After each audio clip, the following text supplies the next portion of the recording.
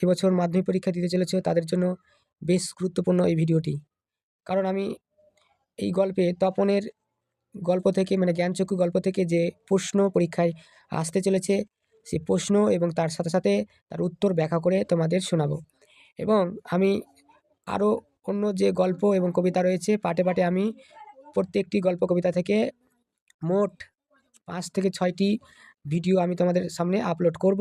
তোমরা অবশ্যই দেখবে। প্রথম ভিডিও এটা জ্ঞানচক্ষু থেকে আমি কোশ্চেন নিয়েছি এবং তার পাশাপাশি উত্তর তোমাদের স্পষ্টভাবে বলে দিচ্ছি। দেখো, তপনের মনে হয় তার জীবনের সবচেয়ে দুঃখের দিন। কোন দিনটি তপন বলা হয়েছে এবং কেন তা দুঃখের? অথবা সত্যি তপনের জীবনে সবচেয়ে দুঃখের দিনই হলো আজ।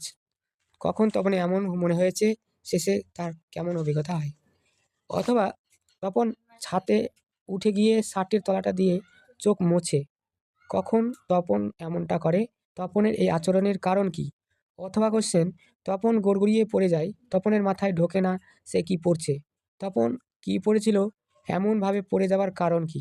অথবা কোশ্চেন, তপনকে যেন নিজের গল্প পড়তে বসে অন্যের লেখা লাইন পড়তে না হয়। এই ঘটনার পরিপ্রেক্ষিতে তপনের এই সংকল্প। অথবা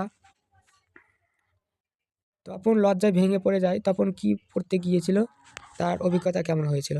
তো এতগুলো জ্ঞানচক্ষু গল্প থেকে কেবলমাত্র একটাই উত্তর কিভাবে লিখতে হবে আমি পুরোটা ব্যাখ্যা করে তোমাদের বোঝাচ্ছি। প্রথমে তোমাদের উৎস লিখতে হবে। বলতে হবে বাংলা সাহিত্যের অন্যান্য লেখিকা আশাপূর্ণা দেবী রচিত জ্ঞানচক্ষু গল্প থেকে আলোচ্য অংশটি গৃহীত হয়েছে। তারপরে দুঃখের দিনটা কেমন ছিল। সন্ধ্যাতারা পত্রিকায় প্রকাশিত তপনের প্রথম গল্পটি যেদিন তার মায়ের কথায় তপন বাড়িতে সকলকে পড়ে শোনায়, সেদিন তপনের মনে হয় এমন প্রতিক্রিয়া ঘটেছিল। 3টি দুঃখের মনে হওয়ার কারণ কি?